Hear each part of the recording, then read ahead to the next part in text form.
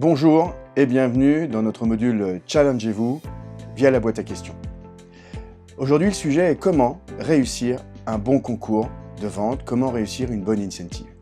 Alors tout d'abord, il peut y avoir un certain nombre de raisons qui peuvent être aussi bien d'accompagner une saisonnalité produit, un lancement de produit, une difficulté momentanée dans l'atteinte de vos résultats, la capacité de nettoyer une plateforme d'affaires en fin d'année ou au contraire de l'incrémenter plus dynamiquement en début d'année.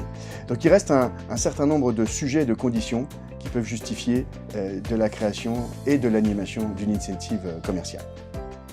Alors en général, quel que soit le nombre de collaborateurs commerciaux que l'on a à gérer, eh bien on lance une incentive, on augmente un peu les objectifs habituels et puis on va récompenser le premier, le second, peut-être le troisième selon les budgets dont on dispose.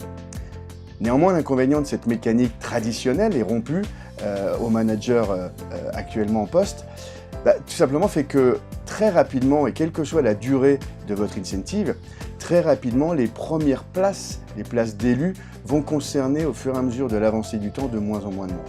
En effet, si votre concours dure sur 3 mois, eh bien très clairement, à la fin du premier mois, au pire du second mois, eh bien les 3 premières places ne vont être challengées que par quelques collaborateurs, 4, 5, 6, 7 grand maximum par exemple.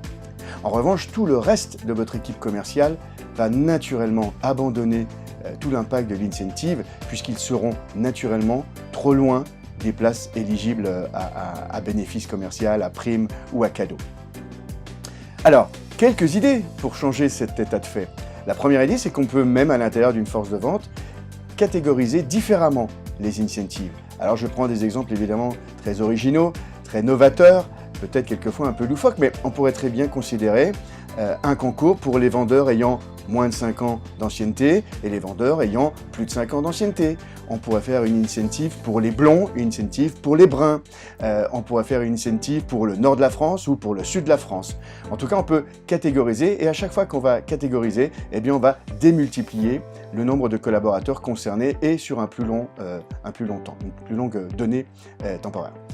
Autre idée que je soumets à votre sagacité, et quel que soit là aussi le nombre de collaborateurs, on pourrait très bien définir de sanctionner positivement, de gratifier le premier, le second, puis le 10e et le 11e, puis le 20e et le 21e par exemple. Et à travers ces séquences, eh bien, vous allez concerner un plus grand nombre de collaborateurs sur une plus grande durée d'incentive.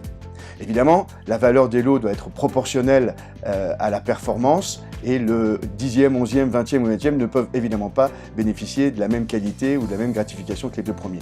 Néanmoins, tout au long de la vie du concours, eh bien, le groupe du 10e au 20e vont continuer à se battre pour le lot du 10e et du 11e. Le groupe du 20 au 30 va continuer à se battre pour concourir sur le lot de la 20e ou de la 21e place, etc., etc. À travers un même budget, mieux réparti, vous allez concerner vos collaborateurs plus longtemps et obtenir de meilleures surperformances. Bonne chance et bonne incentive.